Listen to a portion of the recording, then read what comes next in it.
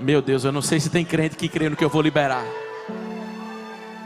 Quando Jesus chega, ele está fora da cidade, mas ele está vendo que tem gente que está dentro querendo vir para fora. Aí Jesus vai agir na porta, porque ele está dizendo: eu não quero que vocês vão para fora, eu quero tratar vocês dentro. Porque o propósito de Satanás é pegar quem está morto e colocar para fora. Só que o propósito de Deus é pegar quem está morto e deixar com que viva dentro.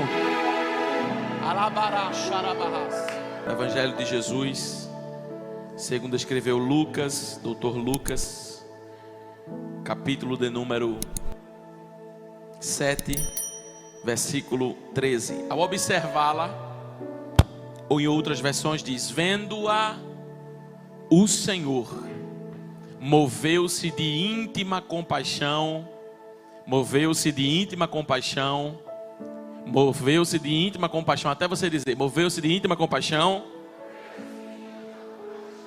por ela. E lhe disse: não chores. Versículo 14. E chegando-se, tocou o esquife, os que levavam pararam. E disse: jovem, a ti te digo, levanta-te. E o que fora defunto assentou-se e começou a falar. Pai, aqui está a tua palavra. Tua palavra não precisa de complemento, mas da revelação do teu Espírito. Fala conosco, nós precisamos ouvir a tua voz, em o nome de Jesus. E a igreja diz: a igreja pode assentar. Meus irmãos, Jesus está na região de Cafarnaum. Cafarnaum, uma cidade marítima, um local onde Jesus operou milagres, Jesus curou, Jesus restaurou. É interessante que Cafarnaum tinha acabado de receber um grande milagre de Jesus, o que eu falei há 15 dias atrás aqui, que foi aquele milagre onde Jesus não pisou no território, mas uma palavra de Jesus fez um servo levantar. Quem era esse, pastor? O servo do centurião. Ele estava em casa enfermo, e a Bíblia vai dizer que este homem é visitado por Jesus e recebe uma palavra. E a palavra que ele recebe é suficiente para fazer aquele enfermo levantar da situação que ele estava. A Bíblia vai dizer que todo povo que ouve, que percebe que aquele milagre, por favor, mais retorno aqui para mim, que aquele milagre acontece, começa a se alegrar, pois Jesus disse que aquela notícia começa a se espalhar, e Jesus declara que muito se admirou com a fé daquele homem, a fé do centurião. E Jesus está ali em Cafarnaum, a 3 quilômetros aproximadamente 3 quilômetros após o local onde Jesus operou o milagre. A Bíblia vai dizer que ficava uma cidade, outras versões, uma pequena cidade, porque Naim era um vilarejo sem expressão entre Cafarnaum e Nazaré. E a Bíblia vai dizer que esse vilarejo, nele existe uma mulher que está enfrentando uma luta, existe uma mulher que está enfrentando um problema. E a Bíblia vai dizer que Jesus, no dia seguinte, em outras versões vai dizer assim, pouco tempo depois, e esse pouco tempo depois foi entre um dia e outro dia. No outro dia, Jesus foi a essa cidade chamada Naim. É interessante que eu quero que você guarde isso para o final da mensagem. Jesus não foi quando terminou de realizar o milagre na vida do servo do centurião. Jesus foi no outro dia. Diga depois de mim, no outro dia. Fale mais forte, no outro dia. No final eu quero falar sobre isso. Aí a Bíblia vai dizer que ele vai, e quando ele vai, com ele caminham os seus discípulos e uma multidão. Então observa comigo, Jesus, seus discípulos e uma multidão. Existiam 3 nichos de pessoas que estavam com Jesus. Primeiro, os seus discípulos, os discípulos dos discípulos e a multidão. Então observe, quem caminha com Jesus são três tipos de pessoas: os discípulos dos discípulos e a multidão. Não é o mesmo público. Está todo mundo caminhando com Jesus, mas não é o mesmo público. Está todo mundo caminhando com Jesus, mas nem todo mundo tem a mesma motivação. Está todo mundo caminhando com Jesus, mas nem todo mundo se enquadra na mesma classe de pessoas. Tem gente que é multidão, Tem gente que é amigo de Jesus. E tem gente que é amigo de Jesus. Então, a minha pergunta, a primeira é: quem nós somos na companhia de Jesus? Nós somos multidão? Nós somos amigo de alguém que é amigo de Jesus, discípulo de alguém que é discípulo de Jesus? Ou nós somos discípulos de Jesus? Na nossa vida, escute isso, na nossa vida também é assim.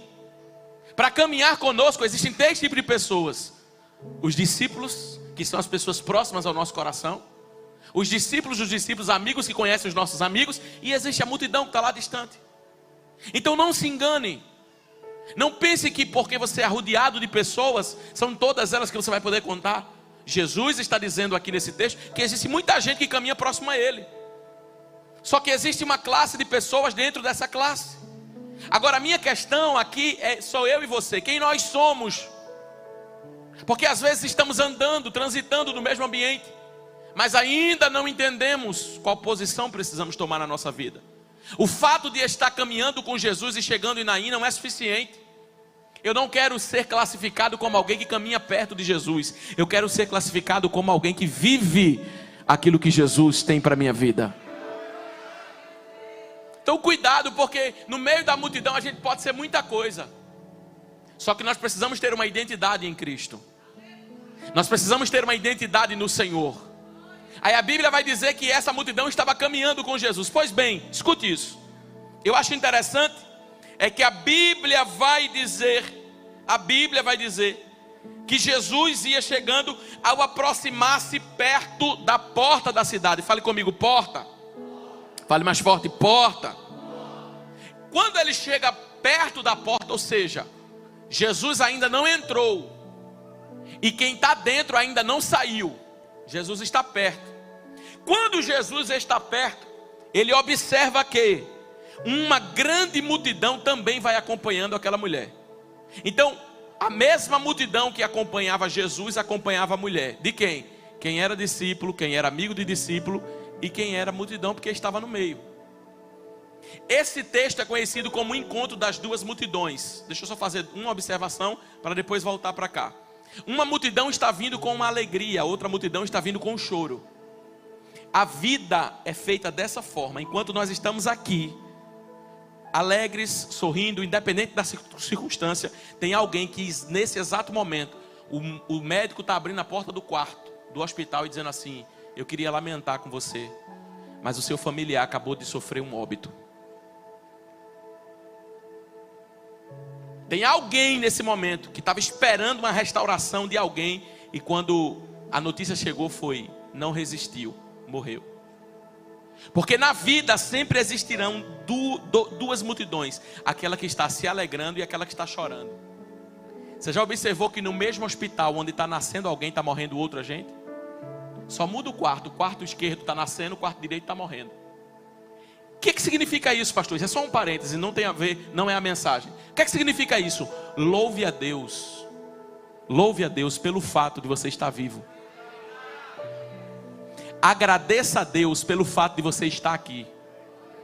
Porque enquanto você está aqui enfrentando luta, problema, tem uma multidão agora que está recebendo a pior notícia da vida deles. Mas Deus te trouxe aqui para dizer para você: eu tenho te dado vida, eu tenho te dado força, eu tenho te dado alegria. Quando a multidão que está caminhando com Jesus, eles estão caminhando e não estão alheios a problemas, com certeza no meio daquela multidão tem gente sofrendo, tem gente passando por situação difícil. Quando eles encontram a multidão da mulher, eles dizem: epa, tem gente pior do que eu, tem prova pior que a minha, tem luta muito maior do que a minha. É porque a gente tem a tendência de achar que a nossa luta é a maior.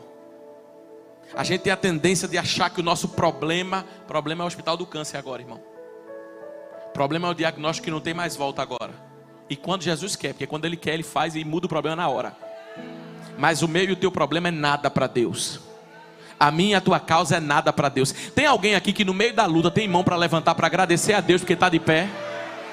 Não tem alguém aqui para no meio da luta dizer: Senhor, poderia estar pior, mas eu encontrei alguém pior do que eu, e eu quero te louvar, te agradecer, te bendizer. Bendize a minha alma ao Senhor, e tudo que há em mim bendiga o seu santo nome. Adore a Deus, adore a Deus, adore a Deus, adore a Deus, Adore a Deus, Ele é fiel. Pastor, não chegou o que eu queria. Ele é fiel, Ele é grande, Ele é poderoso. Eu agradeço ao Senhor pelo que Ele tem feito na minha vida. Eu agradeço ao Senhor porque não merecia estar aqui. Eu agradeço ao Senhor porque Ele é grande, Ele é poderoso, Ele é fiel, Ele é digno, Ele é justo, Ele é santo.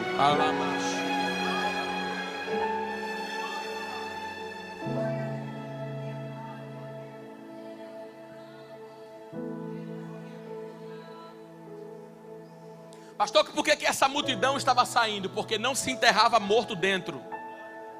Tinha que tirar da cidade, porque do limite do muro existia um muro, onde havia uma espécie de cemitério que enterravam as pessoas. Como o comércio, a vida, os negócios, as pessoas funcionavam ali dentro, eles levavam para fora. Tinham que tirar quem estava morto e jogar fora da cidade, colocar fora da cidade.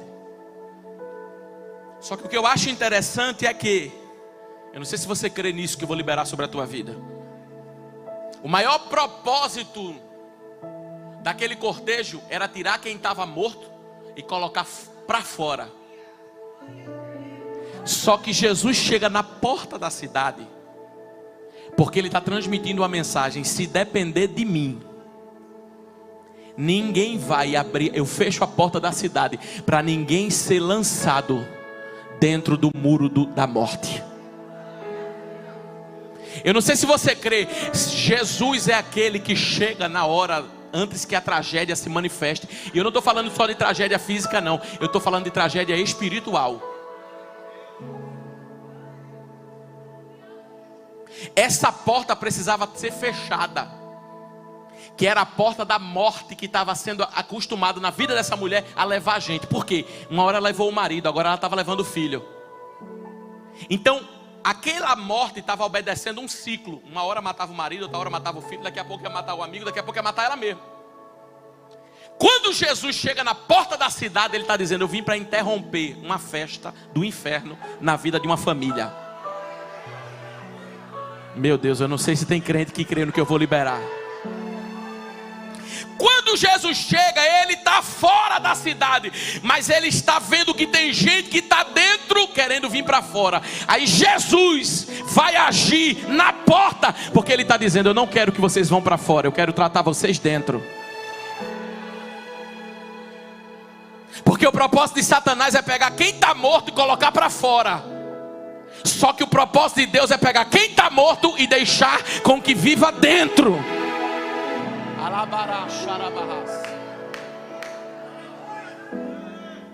Tem muita gente que não sabe lidar com morto, mas Jesus sabe. Tem muita gente que condena morto, que olha para o morto e diz: está morto. Irmão, se está morto, não mate mais ainda. Seja um levantador de vidas e não alguém que põe alguém lá no caixão. Quando a multidão vem para a porta da cidade, por que irmão, nada na Bíblia está em vão. Por que o milagre é na porta? Jesus dizendo: ninguém vai sair da casa, ninguém vai sair da cidade, porque o que está morto vai ser ressurreto.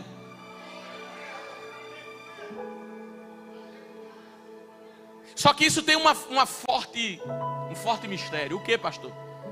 É que quem está morto está indo para o cemitério, só que quem está vivo já passou no cemitério e fechou cova. Para Jesus entrar na porta da cidade, Ele tinha que passar pelo muro da morte. Quando Jesus dá os primeiros passos para passar na porta da cidade, Ele já passou no cemitério primeiro.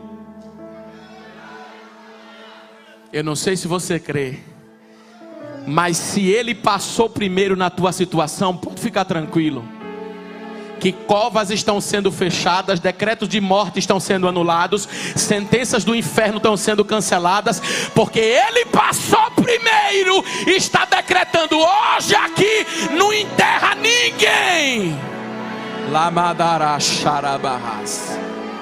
Hoje aqui não vai ter festa na porta de cemitério para ninguém, porque eu estou chegando em Naí e vou ressuscitar o que está morto. Decretos de morte estão sendo cancelados, sentenças humanas estão sendo anuladas.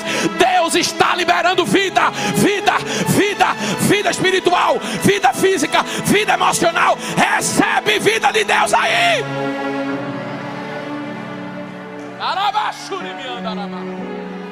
Tá fraco esse glória, viu, irmão? Tá fraco esse glória.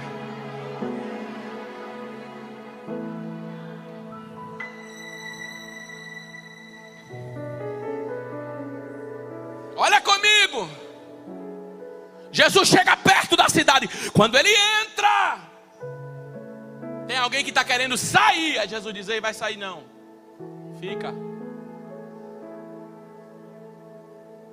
Pastor, já estou carregando algo que está morto. A minha casa, minha família já não está. Fica. Tem um morto lá, pastor. Fica. Tem alguma coisa que não está viva? Fica. Porque na porta da cidade tu vai receber um comando para voltar.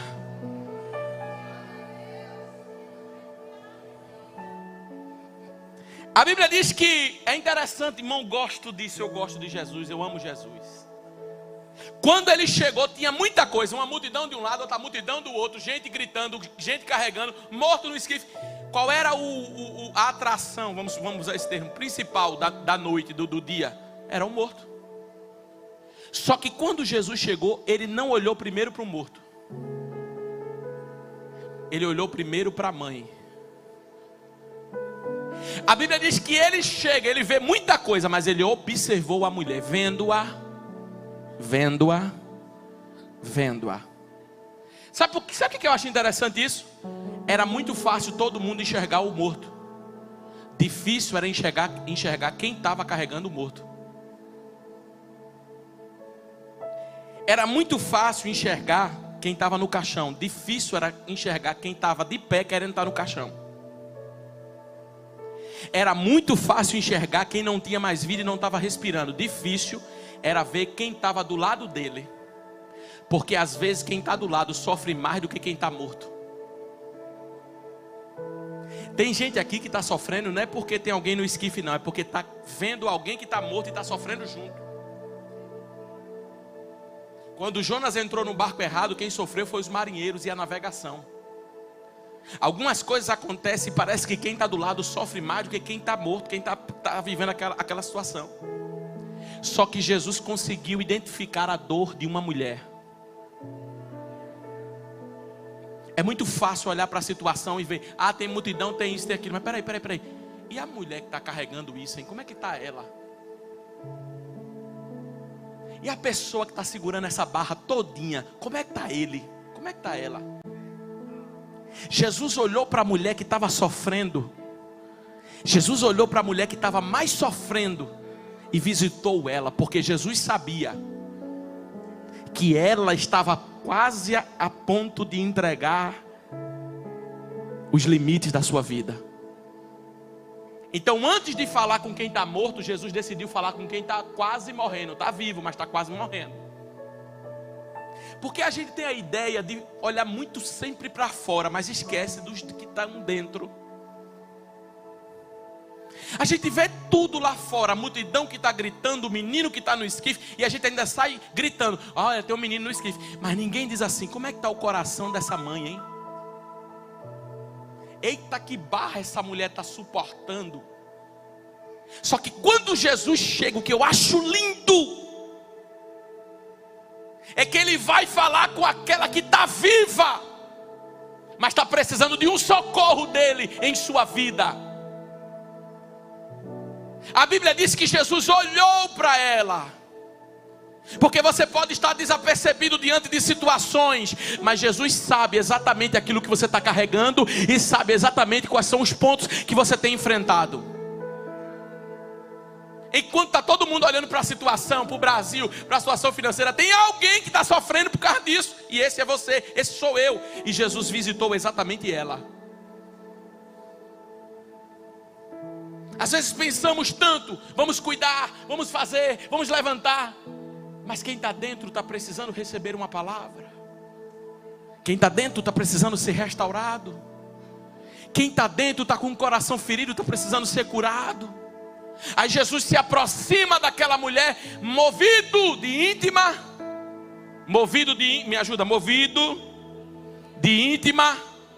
compaixão. Sabe o que eu acho interessante? É que nós nos movemos por aquilo que somos movidos. Não entendi nada, pastor. Vou falar agora. Se o que te move é o dinheiro, você vai girar em torno do dinheiro a sua vida inteira e vai acabar não tendo nada. Porque a Bíblia diz que o problema não é o dinheiro, é quando você ama ele, é a raiz de todos os males na sua vida. Se o que te move é a aventura, é o prazer, você vai acabar se pagando um preço por conta disso. Só que a Bíblia vai dizer que Jesus se move de íntima. Todos nós nos movemos por alguma coisa. Todos nós. As pessoas, por exemplo, se movem por recompensas. Outras se movem por status. Tem gente que ama status. O que eu quero é status, é ser reconhecido, é ser chamado meu nome, é ser dito meu nome, é ser aplaudido. Status. Tem gente que ama aplausos. Tem gente que ama recompensas. Só que a Bíblia vai dizer que Jesus é movido. Mas o que move Jesus não é algo externo. O que move Jesus é algo que está dentro. Ele não se move por aquilo que é externo. Ele se move por aquilo que está dentro dele. É por isso que o evangelista disse que onde estiver o nosso tesouro, ali estará o nosso coração. Nós precisamos, igreja, nos mover pelas coisas que são do céu. Nós precisamos, igreja, nos mover pelas coisas que são do reino.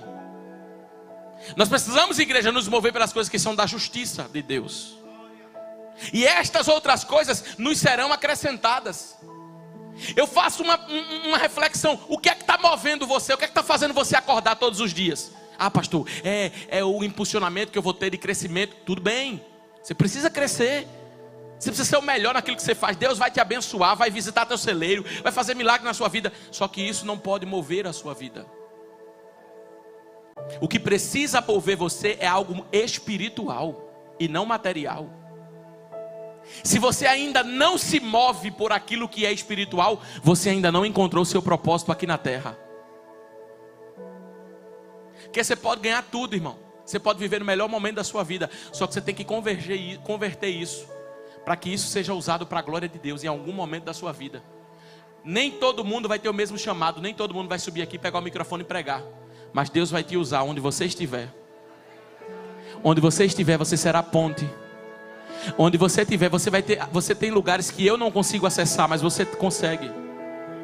Você pode transformar o teu ambiente. Eu não estou falando que é para transformar o ambiente sem sabedoria, mas você pode transformar aquilo que é um ambiente somente de trabalho, e no final ter algo na sua vida, uma finalidade onde você possa dizer: mas isso aqui, eu quero fazer isso aqui porque eu quero abençoar isso aqui, eu quero fazer assim. Ele se move por íntima compaixão. Jesus se moveu por aquilo que aquela mulher estava sentindo. Aquela mulher estava carregando alguém que estava morto. E a Bíblia ainda diz assim: era filho único. Diga depois de mim: filho único. Sabe por que o diabo quer matar aquilo que Deus gerou em você? Porque o que você carrega é único. Tem 400, 500 pessoas nesse auditório, mas 500 pessoas únicas. Filho único da sua mãe. Único é tudo aquilo que é exclusivo. Único é tudo aquilo que é singular. Não há pluralidade nisso. Único é tudo aquilo que é incomparável. Deus só deu para você. Mas é exatamente o que Deus só deu para você que o diabo quer matar. É exatamente o que Deus só deu para você que o diabo quer destruir. Mas eu tenho uma palavra de Deus para você. O que era único na vida dela recebeu vida. Tem mão para levantar? O que era único na vida dela recebeu vida. Então Jesus encontrou uma mulher que está com um passado doloroso, um presente comprometido e um futuro desesperançoso. Quando Jesus chega nesta situação, ele olha para ela e diz: não chores. Esse não chores não é uma repreensão.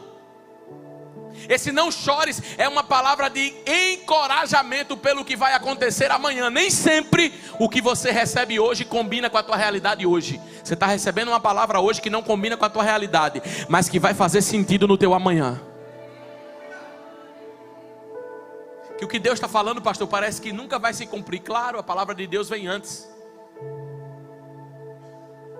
A palavra que você recebe hoje não combina com o diagnóstico de hoje, mas vai combinar com o destino que Deus preparou para você. Quando Jesus diz não chores, é porque ele já passou no lugar da morte e já fechou a cova. Quem está falando sabe o que está fazendo. Quem está falando tem o domínio de todas as coisas. Não chores. Esse não chores tem duas verdades. Primeiro, não é uma repreensão, é uma palavra de esperança, porque eu sei o que eu vou fazer. Segundo, naquele choro daquela mulher, a Bíblia não diz que ela estava chorando por causa do menino que estava ali. Talvez ela estava chorando pelo acúmulo de coisas que ela tinha vivido até aquele dia. Só que quando Jesus fala essa expressão, não chores, existe uma verdade muito grande que eu quero dizer para a igreja, que diz assim: você escolhe pelo que chorar. Tem coisa que não vale a pena chorar. Quando Jesus disse para ela, não chores, tem muitas verdades aqui. Mas na verdade, essa mulher poderia estar somatizando todos os problemas que ela enfrentou até aquele dia e colocou o choro para fora. Só que quando Jesus diz não chores, ele está dizendo, tem coisa que você não precisa chorar. Porque tem coisa que não vale a pena você chorar pelo que já foi e pelo que já passou. Tem coisa que você está num sentimento de choro, de luto, de sepultamento, quando na verdade foi um livramento de Deus para a tua vida e para a tua história. Eu sei que isso já foi falado aqui, mas às vezes naquele dia vem alguém para o culto que precisa ouvir isso. Tem alguém que está chorando por algo que se foi, que Deus está dizendo, foi livramento meu. Foi minha mão estendida sobre a tua vida.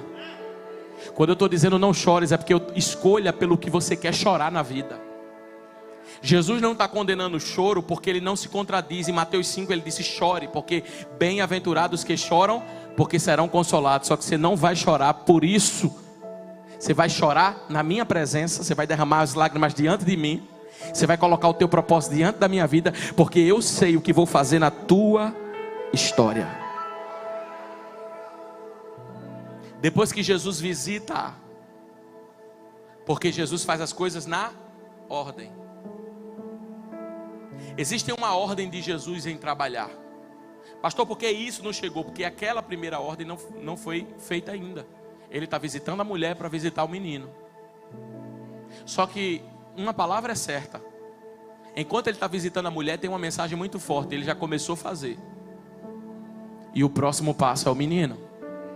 Isso significa que na tua vida nada ficará pela metade. Eu vou repetir. Isso significa que na tua vida nada ficará pela metade. Mas o Deus que começou a boa obra vai aperfeiçoar.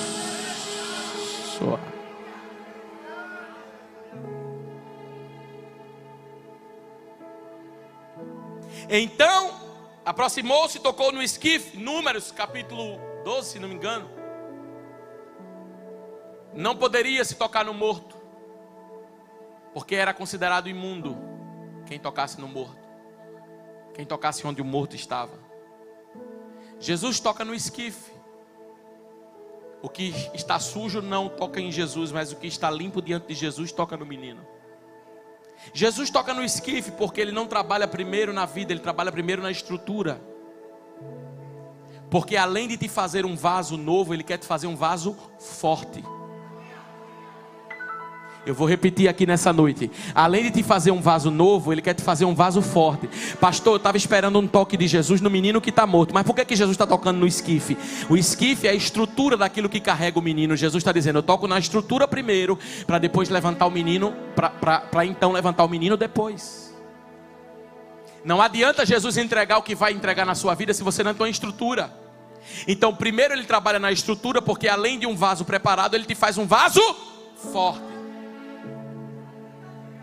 Porque numa casa, Paulo disse que existem muitos tipos de vaso.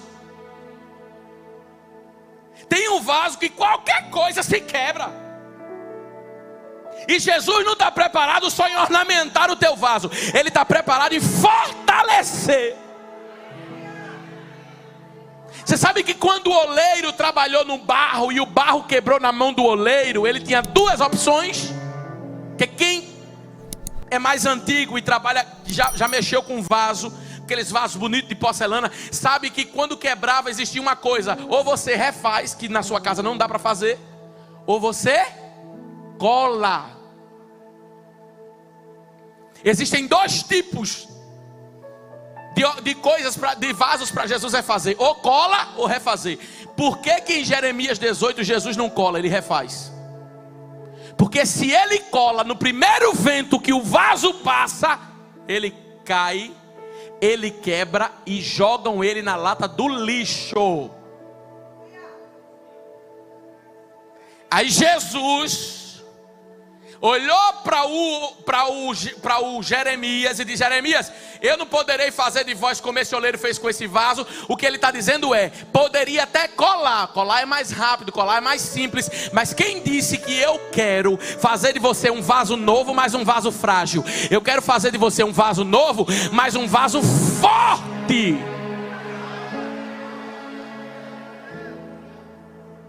Pastor, está demorando. Tá não, ele está só refazendo, porque ele não está colando. Porque depois que o vaso fica pronto, meu filho, vento não te derruba.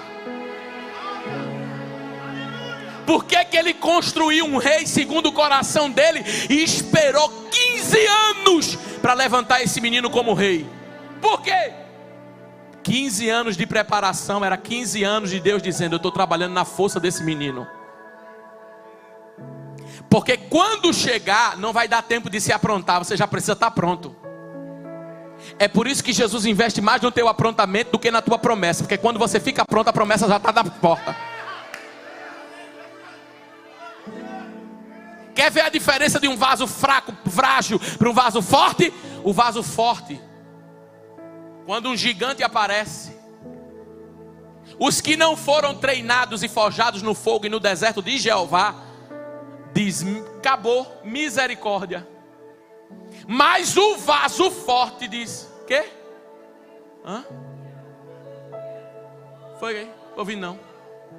É não, que ele está dizendo que dá um homem. Tu acredita, o exército inteiro, ninguém quer lutar. Um homem para quê? Para lutar com ele, porque se vencer vai ser servo dele, se nós vencer vai ser seu servo. Mas quem é que vai lutar contra esse homem? Davi diz: eu.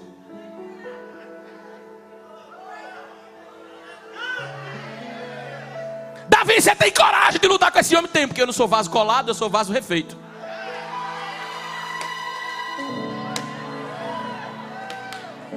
Quer uma prova de que eu sou vaso refeito? Eu estava no campo, não tinha ninguém, meu pai não gostava de mim, meus irmãos estavam na conduta, de repente veio um urso. Eu disse: desce, eu não escapo. A mão de Deus foi comigo. Outro dia eu estava no campo lutando, vencendo, veio um leão. Eu venci o leão e venci o urso. O que é esse homem? Deus não forma pessoas frágeis, Deus forma pessoas fortes. O frágil se quebra com tudo, se dói com tudo. Qualquer palavra: doeu aqui, doeu aqui. Para de mimimi. Quantos anos de crente você tem? Quanto tempo de evangelho você carrega para ainda aceitar algumas coisas da sua vida? Você não é vaso frágil e nem vaso colado. Você é vaso refeito na mão do oleiro.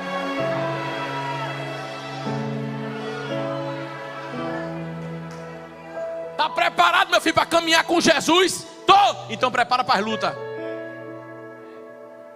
Prepara para as caras feias, para os julgamentos, apontamento, falar de você, falar, fazer. Ah, mas está fazendo isso e está fazendo aquilo. E se você for se mover, porque todo mundo que fala misericórdia.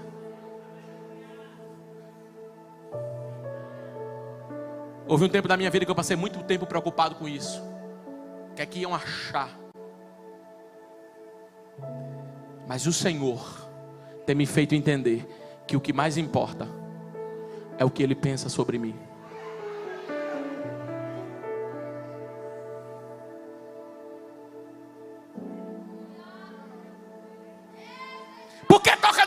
esquife? Porque está preparando a estrutura. Estrutura.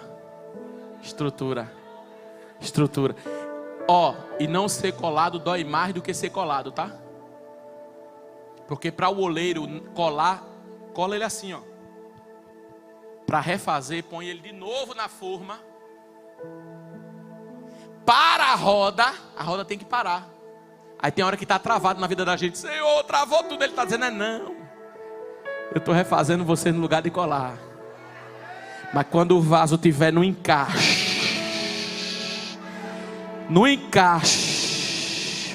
a roda vai girar de novo. O favor de Deus virá de novo.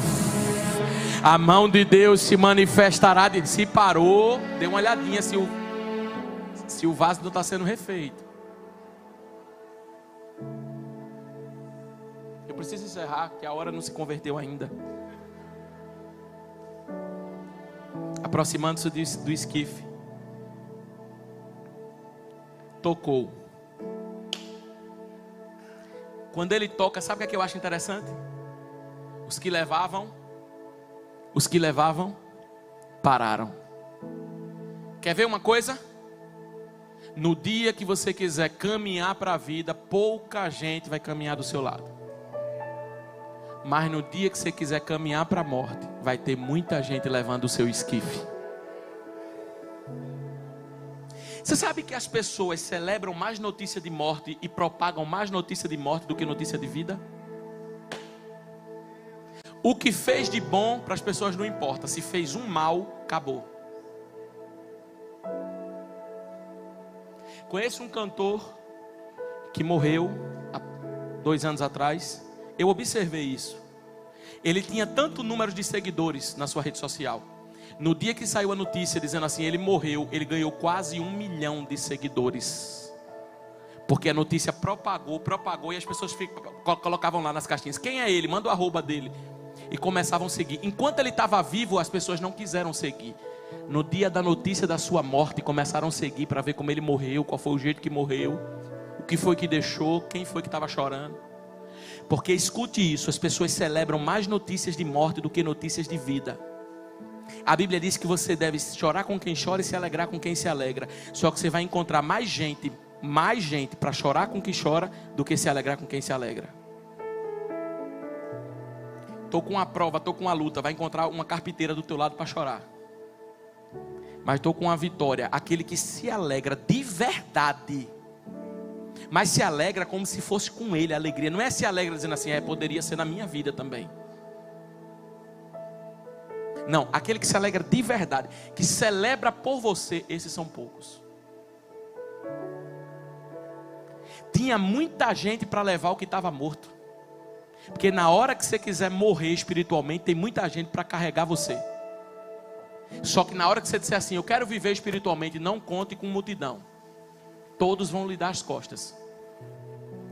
A tua companhia, os teus amigos que se dizem teus amigos, serão teus amigos até você decidir caminhar com Jesus vivo.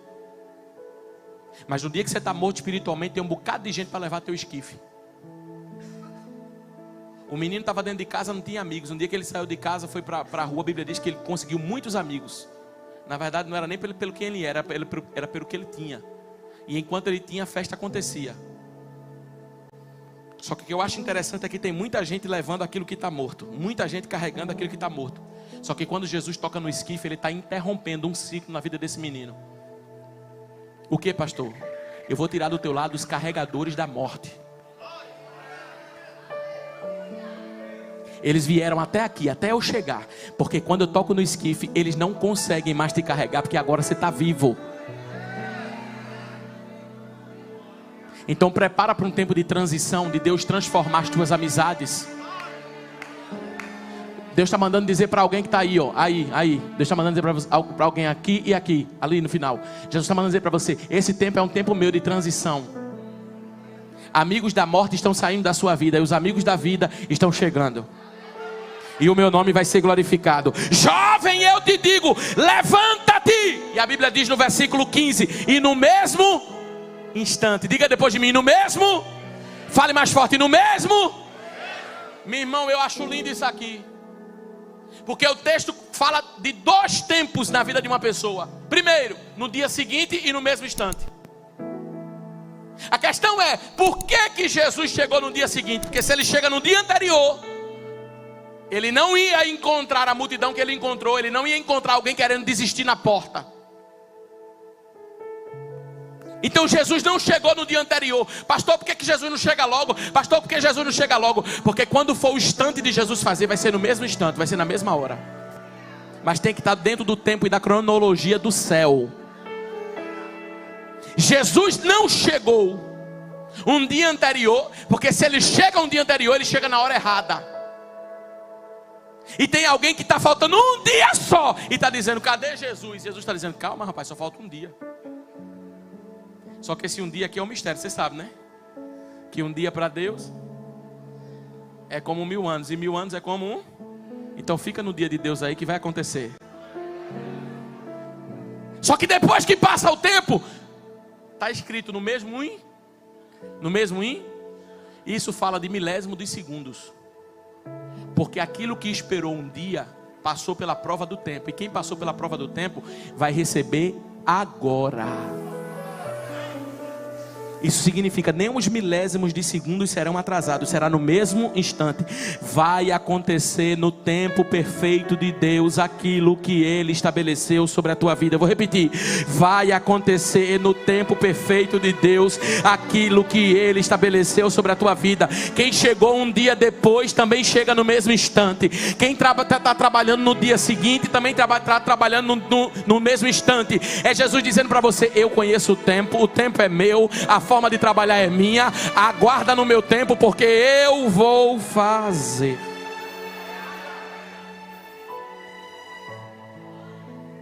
Deus vai fazer. Quando? No tempo perfeito dele. No mesmo instante, o que estivera morto começou a conversar e foi restituído à sua mãe. Equipe de louvor, eu fecho minha Bíblia para dizer para você, instrumental aqui. Eu fecho minha Bíblia para dizer para você.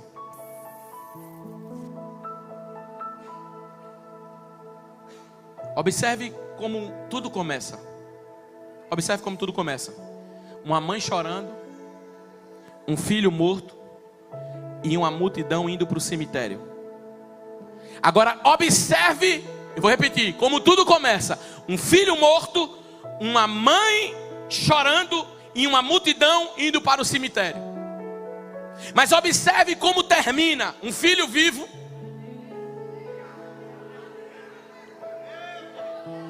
uma mãe restaurada, curada das suas emoções.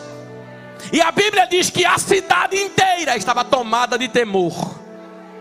O que ia terminar no cemitério terminou em grande testemunho. Eu tenho uma palavra para REC nessa noite.